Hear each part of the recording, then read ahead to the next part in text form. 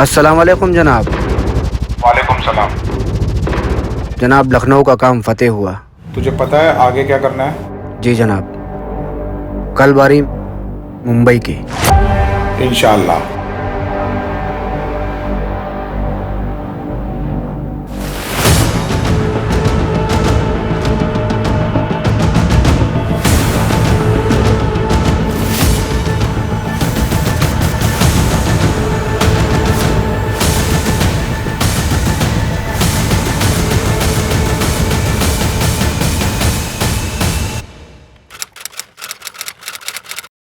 Good morning guys.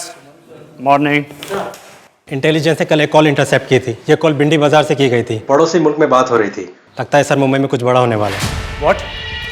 आज मुंबई में कोई बड़े इवेंट्स, कोई वीआईपी या कोई मिनिस्टर के? विकास, आज की लिस्ट निकालो। सर मिनिस्टर सीएससी सेशन पर आने वाले हैं। कितने बजे? सर 12 बजे। 9 बज गए। हम लोगों के पास गाइस सिर्फ 3 घंटे। टीम, सीएसटी स्टेशन के आसपास के सारे सीसीटीवी कैमरा खंगालना शुरू कर दो और सीएसटी के पास हमारी जो टीम है उसको भी अलर्ट कर दो। क्विक गाइस, हम लोगों के पास टाइम नहीं है। Quick sir.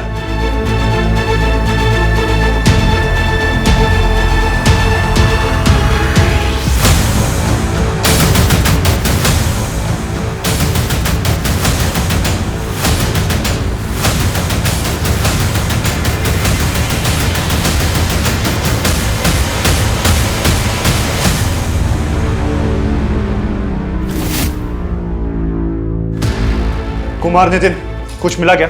नहीं सर, अभी सर्च कर रहे हैं।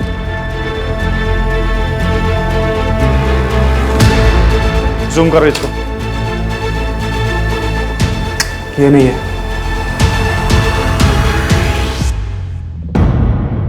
Guys, he must be a very clever person. Keep an eye on every footage. Zoom कर, जूम कर, जूम कर।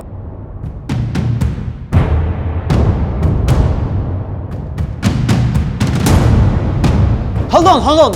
I think he's the guy. We need to catch him. Are you sure? Yes, 100%. वागले को इसका grab भेजो तुरंत। Connect to वागले। वागले, अजय है। एक grab भेज रहा हूँ तुम्हें। लोकेशन तुम्हारे आसपास ही है, उसे तुरंत उठा लो। पर ध्यान रहे पब्लिक को मालूम नहीं चलना चाहिए, नहीं तो पब्लिक पैनिक हो जाएगी।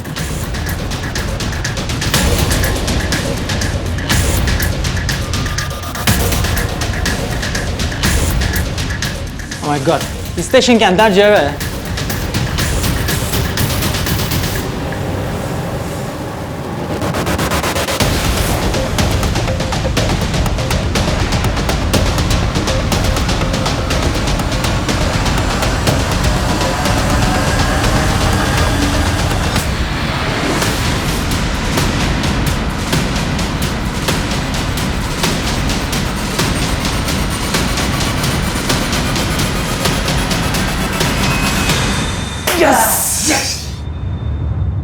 Good job, guys.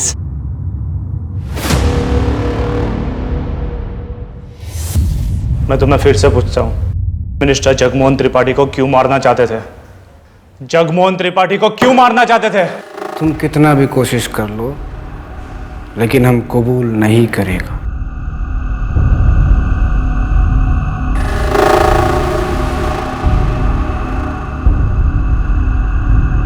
लगता है 9/11 भूल गए ये लोग। कहिए तो फिर से याद दिला दें। मिस्टर इमरान जरदारी, अब बताओ उस लड़की के बारे में जो तुम्हें पड़ोसी मुल्क में मिली थी। क्या उम्र थी उसकी? विकृत मानसिकता, भावहीन स्वभाव और चालाक दिमाग एक कुख्यात अपराधी की लिखित परिभाषा होते हैं। मनुष्य के कर्म, आचार, विचार और आंतरिक स्वभाव अक्सर उसकी अच्छी या बुरी प्रवृत्ति के साक्षी होते हैं। लेकिन जब ढोंग का जाल बहुत गहरा हो, भेड़ों के बीच उनकी खाल ओढ़कर कोई भेड़िया रह रहा हो, तब उस बेबाक अपराधी की पहचान करना बहुत मुश्किल हो जाता है। मैं आशुतोष राणा आपका स्वागत करता हूं क्राइम पेट्रोल के इस नए अध्याय शातिर क्रिमिनल्स में। इस अपराधी के खुराफाती दिमाग ने न सिर्फ देश भर की पुलिस प्रशासन और जनता को हिलाकर रख दिया था, बल्कि विदेशी ताकतों तक को अचंभित कर दिया था। अरे वाह, शर्ट मधला फोटो किती मस्त दिसतोय. कुर्ता पण छान दिसतो मला. Good job Kinjal.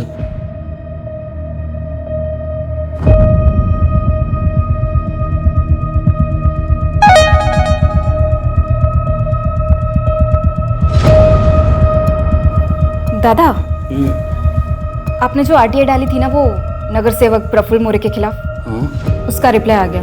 अच्छा, क्या है? दादा, सड़क बनाने का बजट 30 लाख का था। मुझे लगता है उसने ना मुश्किल से 10 लाख खर्चे होंगे। लगा ही था मुझे, तभी तो ज़रा सी बारिश का हुई उन सड़कों पर बड़े बड़े गड्ढे पड़ गए। दादा, जनता के वो 20 लाख खा गया है, चीटर कहीं का। इसका हिसाब उसको जनता को देना पड़ेगा। पैसे का त्याच्या बापाचे नाहीत। तो एक काम कर, कल सुबह अपने सारे आदमी मोरे के घर के सामने खड़ा कर और मीडिया को बुला लेना, विसरू नकोस। लेकिन दादा, कल हमें वृद्धाश्रम जाना है, वार्षिक महोत्सव है। फिर तो हमें वो प्रगति कॉलोनी जाना है, कुछ पानी का प्रॉब्लम है वहाँ पे। फिर शाम में हमको। अरे बस कर किंजल, तेरे शेड्यूल में मेरे दोस्त के लिए सांस लेने का टाइम है कि वो भी नहीं है? अच्छी बात नहीं, सर पर इलेक्शन है और प्रफुल्ल मोरे को हराना है। किंजल, प्लान में थोड़ा सा चाहिए। कल दोपहर के बाद की सारी मीटिंग्स कैंसिल और शार्प 2 बजे अपने सारे आदमी मोरे के घर के सामने खड़े रहेंगे। या मोरेचा ना असली चेहरा सर्वांसमोर आणलाच पाहिजे।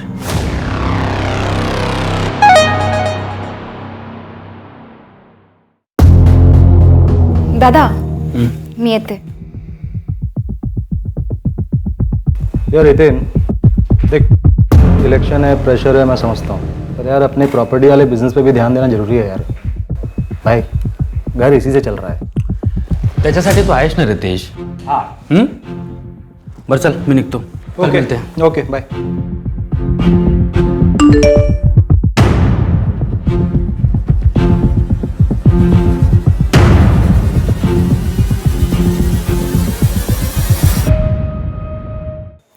अरे तुम समझ ही नहीं रहे हो, ऐसा करके क्या हो जाएगा? चल घर। दादा, इतनी जल्दी जा रहे हो? अगर खूब डोकं दुखता है माझा, सोचा निकल लो। तू भी एक काम कर, स्कूटर रहने दे इधर, बारिश आ रही है। चल मेरे साथ। दादा, लेकिन मैं घर नहीं जा रही हूँ। मेरी फ्रेंड पायल है ना, उसका एक्सीडेंट हो गया, वो सिटी हॉस्पिटल में एडमिट है। मैं बस वहीं जा रही हूँ उसको मिलने। अरे तो मैं हॉस्पिटल छोड़ दूंगा ना। चल, बारिश आ रही है, चल जल्दी। बाद में कॉल करती हूँ।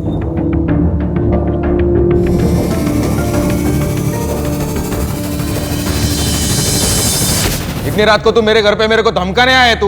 नहीं, सौदा करने आया हूँ।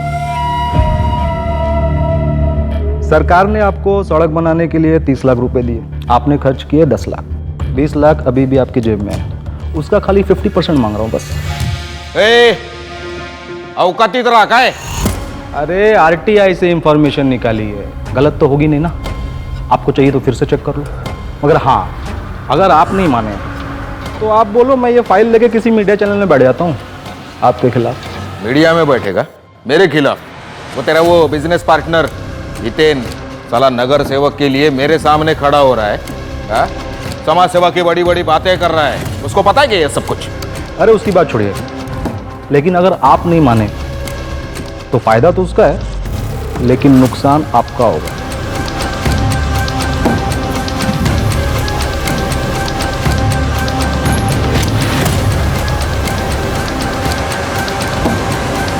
ठीक है, रोकड़ा चलेगा?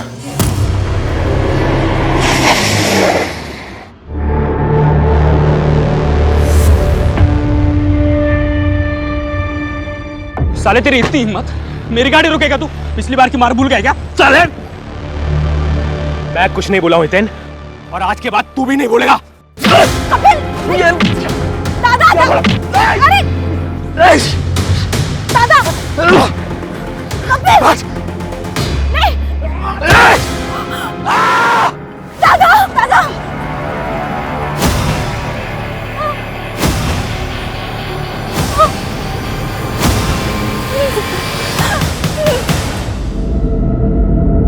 आने वाला समय आपके लिए बहुत भारी है। आपके साथ पहले कुछ बुरा हुआ था बचपन में, जिसका असर आपके आज पर पड़ रहा है। आपके बचपन में आपकी माँ आपको छोड़कर चली गई थी। हाँ, लेकिन आपको कैसे पता? उसी की तो विद्या ली है मैंने। योगेश जी, इससे बाहर निकलने का कोई तो उपाय होगा। देखिए, आप कुछ भी कीजिए, बस मुझे किसी भी कीमत पे सत्ता चाहिए। कुछ चीजें बदलनी होगी घर में और ग्रहण निकालना होगा। ग्रहण? मैं समझा नहीं, कहां से निकालना होगा? आपके घर के पीछे की तरफ एक खाली जमीन है, वहां से।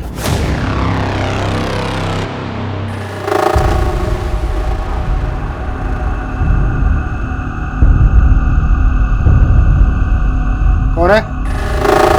कौन है वहां?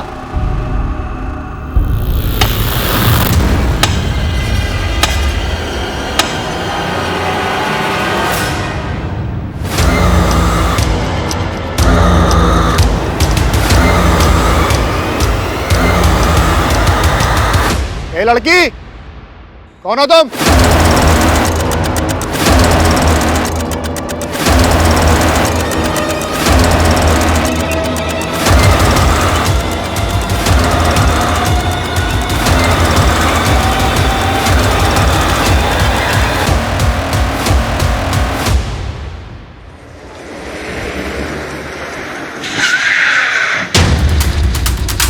हाँ पाटिल सर, गाड़ी जबरदस्ती रोकी गई है।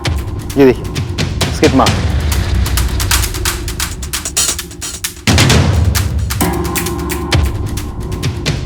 पाटिल सर, ये देखने दे, किसी की चबाई हुई लगती है। एविडेंस बैग में डालो उसको। सर। और बॉडी कहाँ है? सर इस तरफ आइए।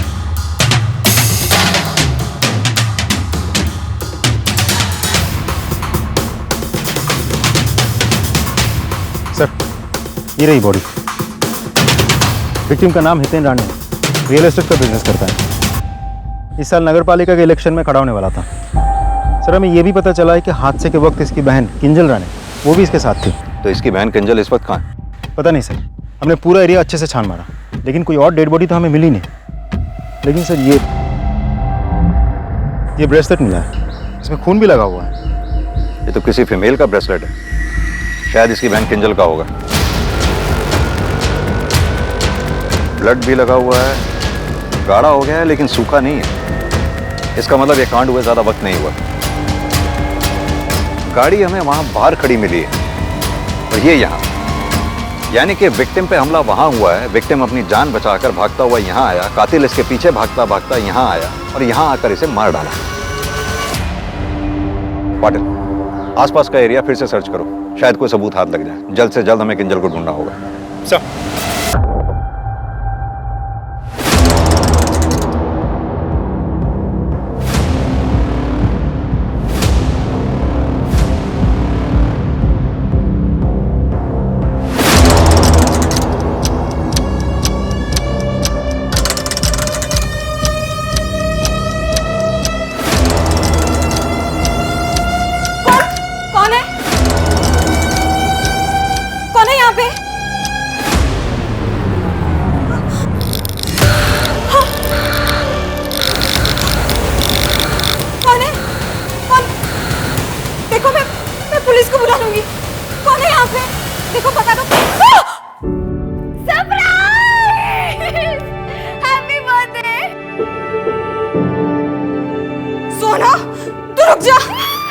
जान निकाल दी थी। अरे यार, अरे सॉरी, दोबारा नहीं सॉरी सोना।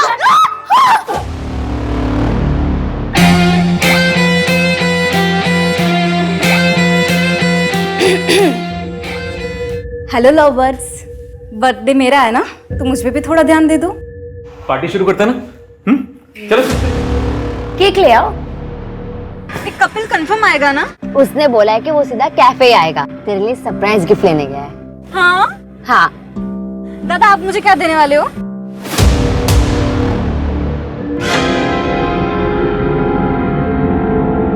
कपिल, साले कपिल,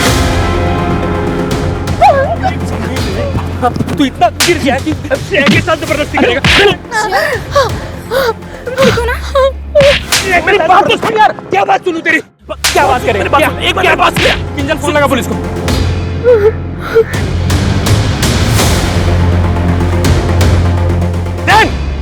एक बार बाहर आने दे, साले छोड़ूंगा नहीं, याद रखना, छोड़ूंगा नहीं तेरे को।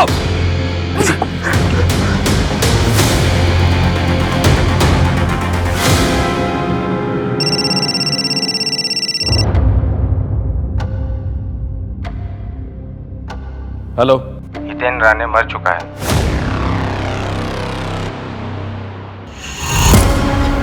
अरे झिंगुर, हाँ? 2-4 लोगों का सपोर्ट क्या मिल गया तेरे को? तू प्रफुल्ल मोरे के खिलाफ खड़ा रहेगा? औकात है तेरी? 15 वर्ष झाली नगरसेवकाच्या खुर्चीवर आहे मी. तू क्या, तेरा बाप भी आएगा ना तो भी उखाड़ नहीं पाएगा कुछ. लोकांचे पैसे खाल्ले तुम्हें मोरे साहब, धोखा दे रहे हो आप उनको, ये गलत है. और आरटीआई भी यही दिखा रही है. ये आरटीआई फिरटीआई का नाटक मेरे सामने मत कर, समझा ना? हाँ, ज्यादा होशियार बना किया ना काट के फेंक दूंगा. चल निकल. घेऊन जा रे याला. सर, हितेन का बिजनेस पार्टनर रितेश, हितेन के मर्डर वाली रात से ही गायब है. उसका फोन भी बंद आ रहा है. सर, हितेन की बीवी आई सर. बुलाओ. सर, हितेन तो बहुत अच्छे आदमी थे, वो तो सबकी मदद करते थे, फिर उनके साथ. अब बैठिए प्लीज. आप कहिए क्या कहना चाहती हैं? किंजल कहाँ है? किंजल को हम ढूंढने की पूरी कोशिश कर रहे हैं. हमें लगता है किंजल को किडनैप किया गया.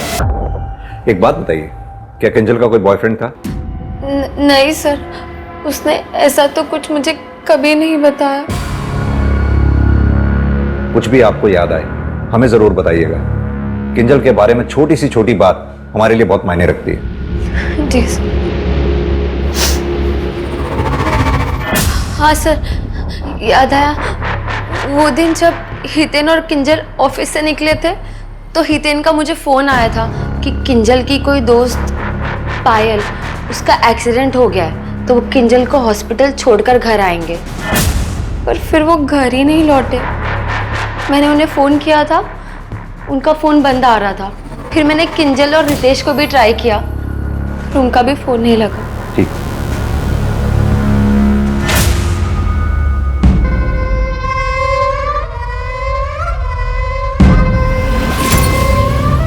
ये सब क्या चल रहा है? जब भाभी जिंदा थी आप तब भी ऐसे ही करते थे. अरे क्या बुराई है इन कपड़ों में? और वैसे भी कपड़े हमने पहने हैं, तुम्हें क्यों मिर्ची लग रही है? आप कहना क्या चाहते हैं कि आप उन लोगों की तरह हैं? आवाज नीची करके बात करो. भाई है तुम्हारे, अभी तुम्हारे दूध के दांत भी नहीं गिरे हैं. ये सब तुम्हारी समझ में नहीं आएगा. जाओ जाके सो जाओ. ए लड़की, कौन हो तुम? आपका दिमाग फिर गया है भैया. हमने कहा जाके सो जाओ. मुझे आपको अपना भाई कहने में भी शर्म आती है.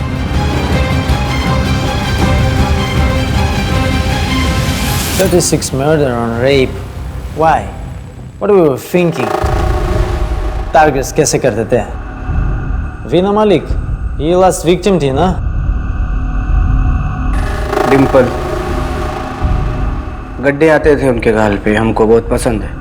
पहले मुस्कुरा के उन्होंने हमको अपना दीवाना बनाया, फिर हम उनको अपने पास रखना चाहता था, दुनिया से दूर संभाल के अपने लिए. You don't enjoy rape as much as you enjoy killing them.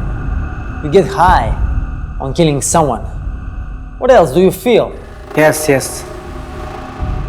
Killing. I love killing. आप लोग मेरे साथ अपना वक्त को बर्बाद कर रहे हैं.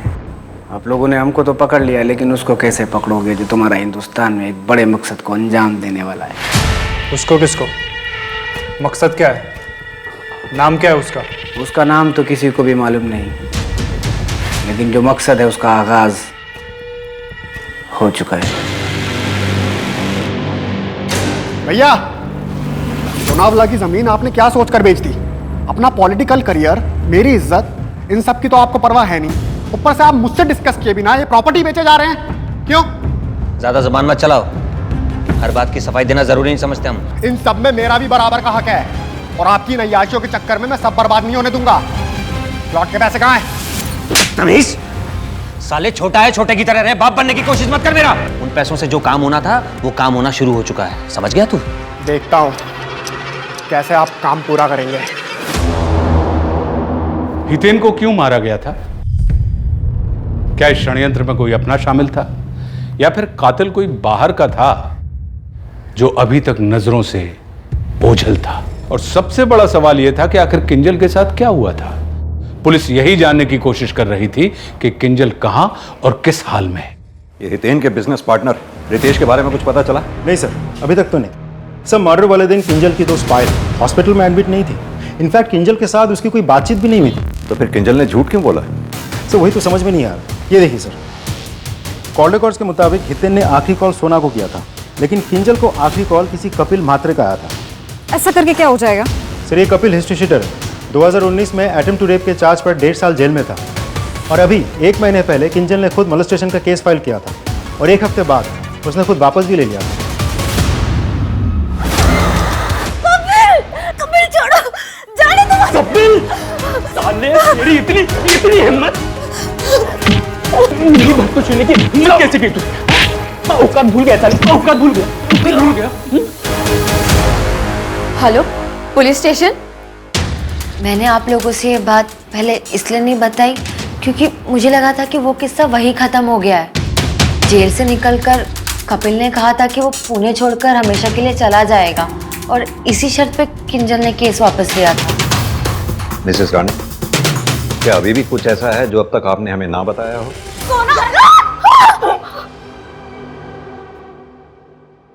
नहीं सर।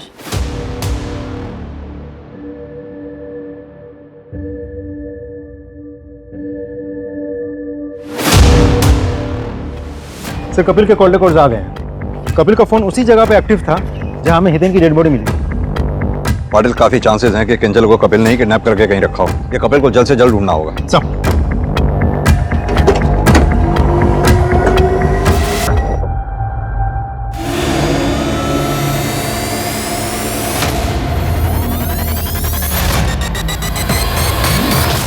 एक गेम है हैंगमैन, कभी खेला है?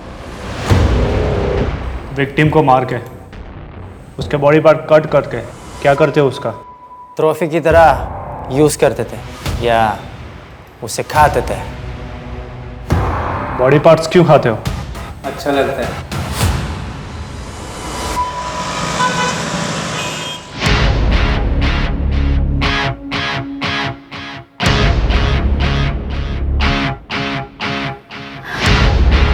Thank you so much. अब मैं थोड़ा बेटर फील कर रही हूँ। मॉम के जाने के बाद बिल्कुल अकेली हो गई। आई होप इससे थोड़ा फायदा हो। बिल्कुल होगा। 2 हफ्ते के अंदर तुम्हें तुम्हारा ट्रू लव मिल जाएगा।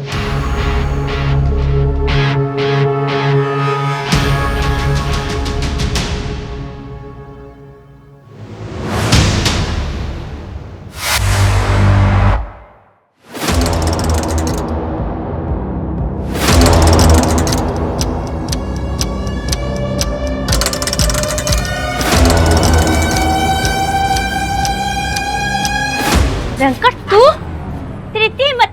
हाँ, निकल यहाँ से, निकल निकल, वरना मैं पुलिस को बुलाऊंगी। निकल यहाँ से।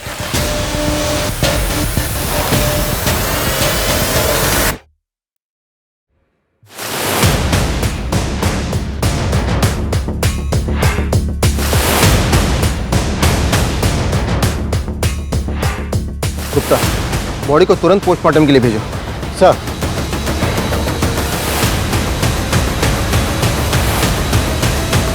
कपिल और सोना ये दोनों 2 साल पहले तक एक दूसरे को डेट कर रहे थे, लेकिन सर मैंने सोना के कॉल रिकॉर्ड चेक किए हैं। पिछले 1 साल में ये दोनों एक दूसरे के साथ कांटेक्ट में नहीं है। करीब 2 साल पहले किसी श्रेया नाम की लड़की ने इसी कपिल के खिलाफ अटेम्प्ट टू रेप का केस फाइल किया था ना? हाँ सर, मैंने उस केस की जजमेंट कॉपी पढ़ी है। उस केस में हितेन, किंजल और सोना तीनों ने कपिल के खिलाफ गवाही दी थी। फिर तो इस कपिल के पास बहुत स्ट्रांग मोटिव है। हो सकता है ये सारा कांड कपिल नहीं किया हो बदला लेने के लिए। वो श्रेया, उसका कोई कांटेक्ट मिला? नहीं सर, अभी तक तो नहीं। हम ढूंढ रहे हैं। सोना भी हमसे कुछ छुपा रही है। इसका फोन टैप करो। Right sir.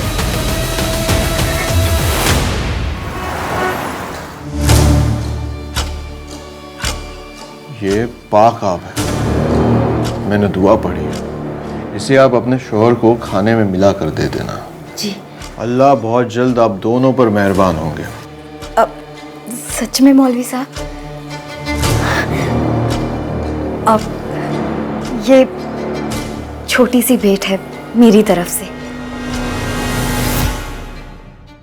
सर, मथुरा नगर वाले मर्डर की पोस्टमार्टम रिपोर्ट आ गई है और मैंने बाकी की रिपोर्ट।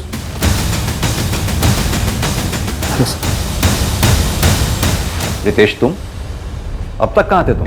सर वो एक्चुअली जिस दिन ये हादसा हुआ मैं उसी रात माता रानी के दर्शन करने के लिए निकल गया था। रास्ते में नेटवर्क नहीं था तो कुछ पता ही नहीं चल पाया सर। सर मैं तो अब भी शॉक में हूँ। हितेन सिर्फ मेरा बिजनेस पार्टनर नहीं था सर, मेरा बेस्ट फ्रेंड भी था। तुम्हारी और हितेन की किसी के साथ कोई दुश्मनी? रियल एस्टेट एजेंट या फिर कोई बिल्डर? नहीं सर, ऐसा तो कुछ नहीं था। और वैसे भी हितेन सबके साथ बहुत अच्छे से रहता था, सिवाय प्रफुल्ल मोरे के। सर देखिए, ये बात तो हर कोई जानता है कि आने वाले कॉर्पोरेटर के इलेक्शन में ये लोग दोनों एक दूसरे के सामने खड़े थे, तो एक दूसरे के खिलाफ थे बस, और ऐसा कुछ नहीं था। ये चोट कैसे लगी? सर एक एक्सीडेंट हो गया था छोटा सा। सर और कुछ पूछना है आपको? जा सकते हो। Thank you. रोकड़ा चलेगा? दौड़ेगा। रोकड़ दे त्याला। ये आप ठीक नहीं कर रहे।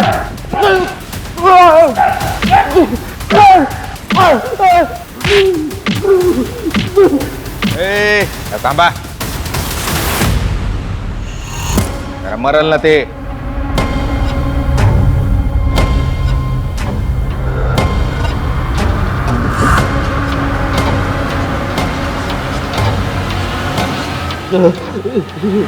सुन रे, तेरे को मैं जिंदा छोड़ रहा हूं, लेकिन एक शर्त पर।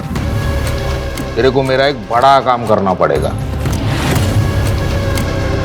करेगा? Good boy. या तो आप सुधर जाइए और हम साथ मिलकर बच्चा करने की कोशिश कर सकते हैं, और या फिर मैं अम्मी अब्बू को अभी जाके सब कुछ सच सच बताती हूँ कि आपका बाहर अफेयर चल रहा है। धमकी दे रही है तुम मुझे? मैं अब और सहन नहीं करने वाली हूँ। तेरी ये मजाल? हाँ? बस अब बहुत हो चुका। अगली बार मेरा हाथ आपको रोकने के लिए नहीं, आपको जवाब देने के लिए उठेगा।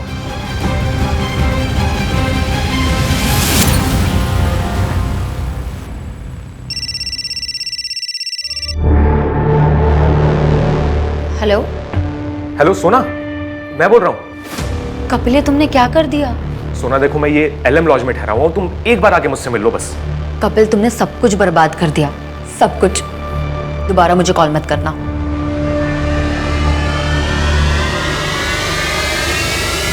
बेटा, जब पुलिस से छिपते हैं ना तो अपनी एक्स गर्लफ्रेंड को फोन नहीं करते। बट सर मैंने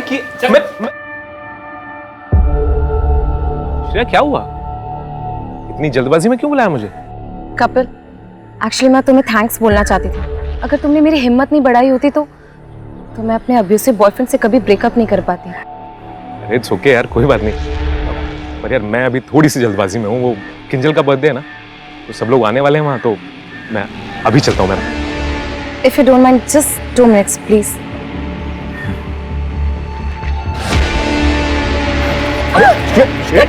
कपिल! प्रिया क्या कर रही हो तुम? हम ये कैसे मान लें? तुम्हारी ये कहानी सच है या नहीं? श्रेया बोलेगी तो मान लेंगे सर। श्रेया? कहाँ है श्रेया? सर, जब किंजल ने मुझ पे मॉलेस्टेशन का केस फाइल किया तो मैंने श्रेया को ढूंढा, और जब श्रेया मिली तो उसे अपने किए पे काफी शर्मिंदगी थी, इसीलिए मेरी मदद को राजी हो गई थी। और उसके बाद उसने किंजल को फोन किया और मिलने बुलाया। तेरे भैया हितेन ने मुझे काफी पैसे दिए थे छोटा केस करने के लिए। वो सोना से शादी करना चाहते थे।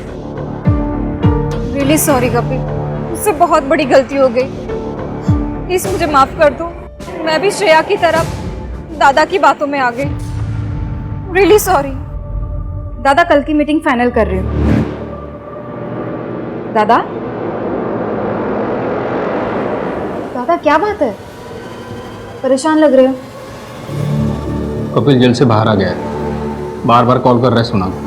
कपिल सोना का पास्ट था और मुझे पता है वो कभी भी उससे बात नहीं करेगी। अगर कर ली तो क्या होगा? अगर सोना ने उसकी गलत बातों में आके मुझे छोड़ दिया ना, तो मैं सुसाइड कर लूंगा। दादा काय बोलते तुम्ही? किंजल, फक्त तूच माझी मदत करू शकतेस, प्लीज। मैं बस उस कपिल को ना हमेशा के लिए यहाँ से भगाना चाहता हूँ। That's it. दादा काय करूंगी? सांग, कपिल मुझे सारी असलियत का पता चल गया। I am really sorry. It's okay, मैं तो तुम्हें सिर्फ सच्चाई बताना चाहता था।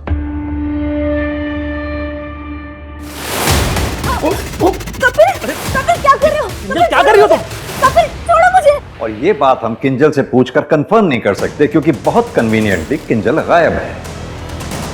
उस दिन क्राइम सीन पे क्या हुआ था?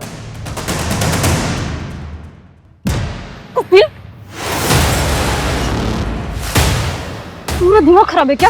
ऐसे तो सब बर्बाद हो जाएगा। तुम वापस जेल जाना चाहते हो क्या? देखो कभी मैं सोना से बात कर लूंगी, लेकिन अभी तुम यहाँ से जाओ।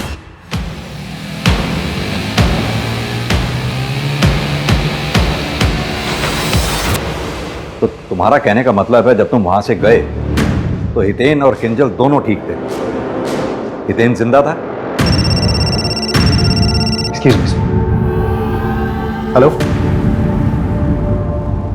सर, एक और डेड बॉडी मिली है।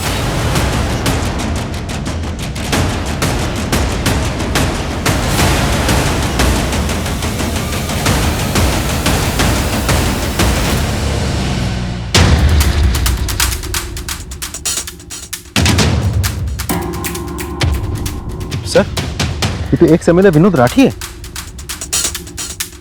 ऐसे कपड़े इसने खुद पहने हैं या ऐसे पहनाए गए? सर, देख के मुझे सुसाइड नहीं लग रहा है, हाथ भी कटा हुआ है। पाटिल, देखकर तो ऐसा ही लग रहा है कि इसकी मौत 1-1.5 हफ्ता पहले हो चुकी है। पाटिल, इसकी बॉडी को जल्द से जल्द पोस्टमार्टम के लिए भेजो। सर मुझे लगा भैया मुझसे तंग होकर कहीं चले गए हैं। तो उससे तो फायदा तुम्हारा ही हुआ ना। तुम्हारे भैया के जाने के बाद सब कुछ तो तुम्हारा ही हुआ ना। सर मैंने भैया को नहीं मारा है, बस हमारा झगड़ा हुआ था किसी बात को लेकर। झगड़ा किस बात पे हुआ था? उनके पहनावे को लेकर। What? विनोद राठी ऐसे कपड़े खुद पहनते थे?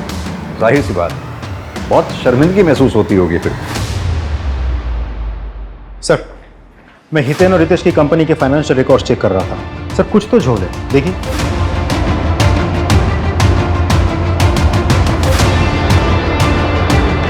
पिछले 6 महीनों में इन लोगों ने 9 बड़ी प्रॉपर्टीज बेची। काफी अच्छा टर्नओवर रहा हो। राइट सर, और अजीब बात तो ये है कि सारी की सारी प्रॉपर्टीज या तो पॉलिटिकल लीडर्स ने या उनके फैमिली मेंबर्स ने खरीदी है। सर, उससे भी बड़ी बात यह है कि ये वही 9 नेता हैं जिनके लिए हितेन ने लास्ट ईयर आरटीआई फाइल किया था। पाटिल, ये तो बहुत बड़ा स्कैम है। यानी कि ये लोग आरटीआई से इंफॉर्मेशन निकालकर उन पॉलिटिकल लीडर्स को ब्लैकमेल कर रहे थे। एक काम करो, रितेश को उठाओ और तोड़ो, पता करो इस कांड में उसके साथ और कौन कौन शामिल था। सर, ये तो पूरा गेम ही पलट गया। सर, बात शॉकिंग तो है। और सिर्फ यही नहीं, मेरी तो बात ये भी समझ में नहीं आ रही कि विनोद का इस तरह से हाथ क्यों काटा गया। सर, एक मर्डर हुआ है विनोद राठी नाम है विक्टिम का। राइट हैंड काटा गया है और बॉडी को पेड़ से लटकाया गया है। व्हाट? हैंगमैन जैसा? यस सर, कंट्रोल रूम से इन्फॉर्मेशन आई थी, मैंने फ्रैंक सर को भी इन्फॉर्म कर दिया है। हमें उस केस के इन्वेस्टिगेशन ऑफिसर से बात करनी पड़ेगी। ऑलराइट सर, मैं मीटिंग फिक्स करता हूँ। कुमार, अभी तक हमने इंडिया में 47 क्रिमिनल्स को इंटरोगेट किया है। ही इज पेशाई मशहूर। इनका एक केस है सोफिया डे सूजा का, और उसका किलर का मोडुस ऑपरेंडी हमारा कस्टडी में एक सीरियल किलर का उससे मैच होते हैं। एजेंट फ्रैंक, आप और आपकी रिसर्च बोथ साउंड इंटरेस्टिंग। इस रिसर्च का पर्पस क्या है? एक्चुअली हम पूरे वर्ल्ड के सीरियल किलर्स और उनका बिहेवियर का डेटा कंपाइल कर रहे हैं। बैक एट होम हमारा technical team artificial intelligence machine बना रहे हैं जिसमें ये सारा डेटा स्टोर होगा, और ये मशीन किलर का मूड सेंस करके इंटरोगेशन में डिटेक्टिव्स की हेल्प करेगी। ये तो हम सबके लिए काफ़ी हेल्पफुल और बहुत अच्छा है। अब अगर हम इस केस के बारे में बात करें तो एजेंट फ्रैंक, विनोद को जिस तरह से मारा गया उसकी मॉडस ऑपरेंडी ठीक वैसी है जैसे सीरियल किलर काली की थी। सर, सोफिया डिसूजा को एग्जैक्टली वैसे ही टॉर्चर करके मारा गया जैसे जरदारी ने पाकिस्तान में उन लड़कियों को मारा था। Excuse me. Hello, what? पत्थर से सर कुचला गया?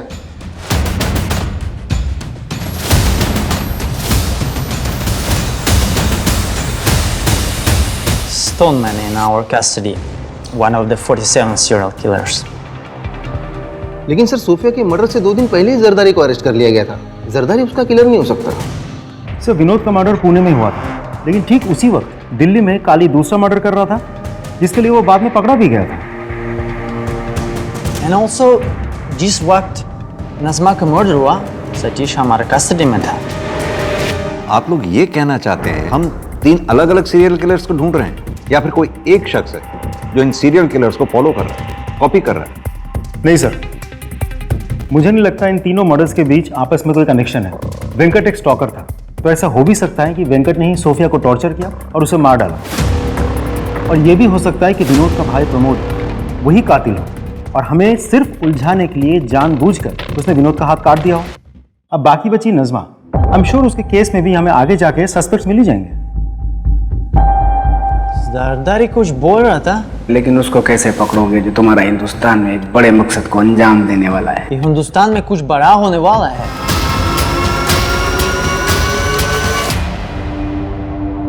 सर, पिछले एक हफ्ते में जरदारी, सतीश और काली तीनों ने एक ही साथ अपनी अपनी तबीयत खराब होने की शिकायत की और बाकायदा मेडिकल फॉर्म्स फिलअप करके भेजे। सर, मैंने एडमिन ऑफिस में बोल दिया है, वो सारे फॉर्म्स रोक के रखे।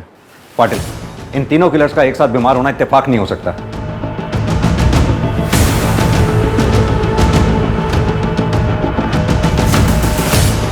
क्या बड़ा होने वाला है? बहुत बड़ा कुछ होने वाला है। बहुत बड़ा क्या होने वाला है? कौन करने वाला है? वो शातिर है, वो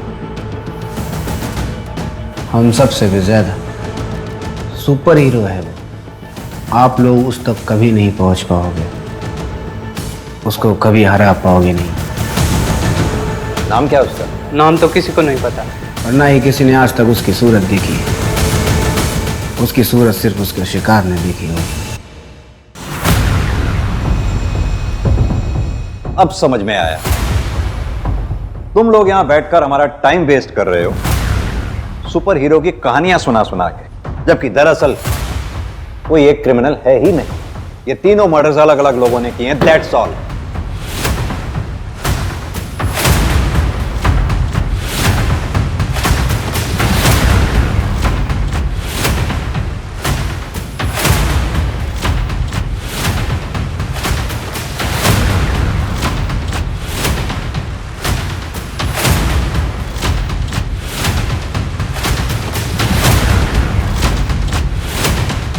पुलिस अपना पासा फेंककर जाल बिछा चुकी थी, लेकिन अपराधी को पकड़ना इतना आसान नहीं था। शिकार शिकारी से 2 कदम आगे था। क्या ऐसे में उसका जाल में फंसना केवल एक अधूरी मंशा ही बनकर रह जाने वाला था?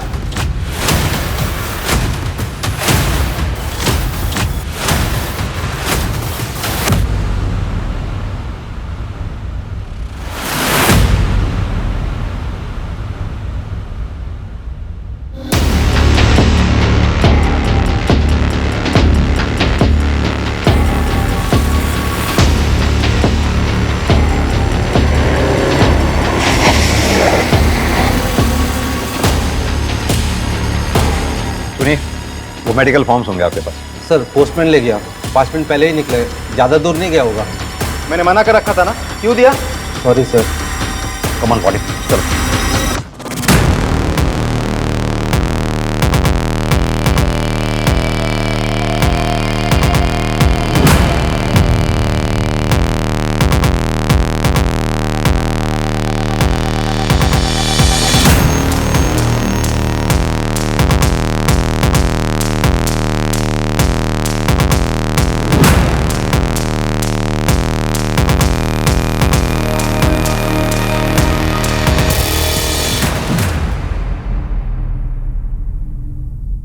क्या लिखा है इसमें? मुझे उल्टी हो रही थी, लेकिन मैंने उल्टी की नहीं। जैसे सारे वायरस मेरे पीछे हैं। मन करता है दुनिया से कहीं भाग जाऊं। कुछ समझ में आया पाटिल? वायरस यानी पुलिस इनके पीछे पड़ी थी। और ये किस किसके हैं? सतीश और ये काली। यानी कि हमारे जाने के बाद तुम्हारे तीनों दोस्तों ने इन मेडिकल फॉर्म्स के जरिए तुम्हें अलर्ट करना चाहा। इंस्पेक्टर साहब, ऐसे दूसरों के लेटर पढ़ा नहीं करते।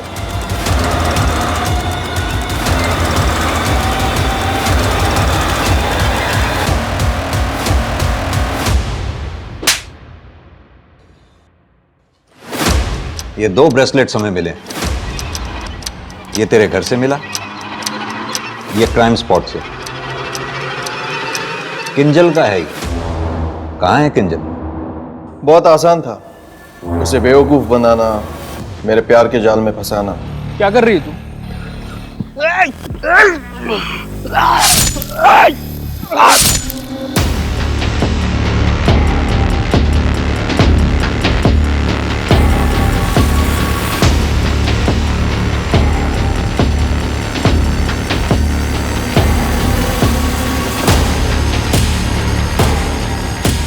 अच्छा हुआ,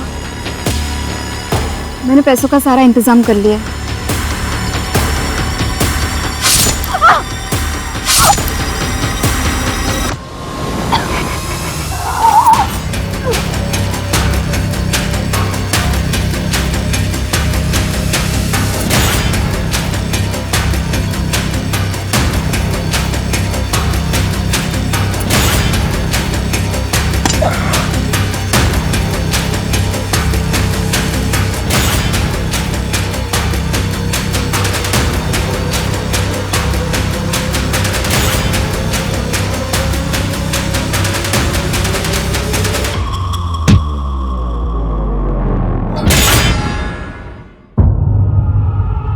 इन सीरियल किलर से क्यों और कैसे कांटेक्ट किया करता था? 5 साल पहले जब इमरान पहली बार पुणे आया था तब मेरी उससे मुलाकात हुई थी, और सतीश तो मेरा क्लाइंट ही था। इमरान को मिलकर ऐसा लगा कि ये मेरा शिकार नहीं, मेरा दोस्त बन सकता है, और सतीश ने मुझे काली से मिलवाया। इमरान को पता था कि मैं पोस्टमैन का काम करता हूँ, इसलिए पहली बार सामने से उसने मुझे कांटेक्ट किया। जब मैंने वो लेटर पढ़े और वो नाम देखा तो मेरी आंखें भर आई। बकवास बंद कर, सीधी तरह से ये बता कि विक्टिम्स को क्यों मारा तूने? 2 वजह है सर। पहला, मुझे पैसा बहुत पसंद है, और दूसरा, मुझे डरपोक लोग बिल्कुल पसंद नहीं। भविष्य के बारे में कुछ भी बकवास करके उन्हें बेवकूफ बनाना बहुत आसान होता है। डर डर के हर रोज मर रहे थे, मैंने एक ही बार मारकर उन्हें मुक्ति दिला दी। ऐसे कितने लोगों को मारा आज तक तुमने? रोटियां बिना गिने खानी चाहिए सर जी। हमें पता है तकरीबन 135 लोगों को मारा है तूने। ये बता, अब बड़ा क्या करने वाला था तू?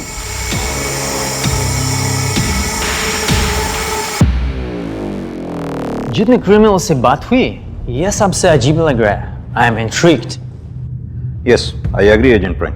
मैंने अपने 22 साल के करियर में ऐसा क्रिमिनल नहीं देखा जो इतना काम एंड कंपोज्ड। एक बार भी उसका ब्रेन हाइपर नहीं हुआ।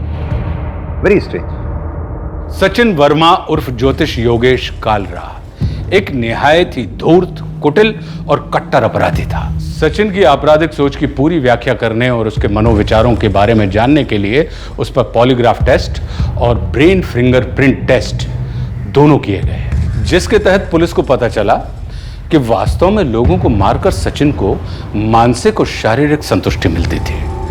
शरीर से किसी की जान जाती देखकर वो बहुत खुश और उत्सुक हो जाता था।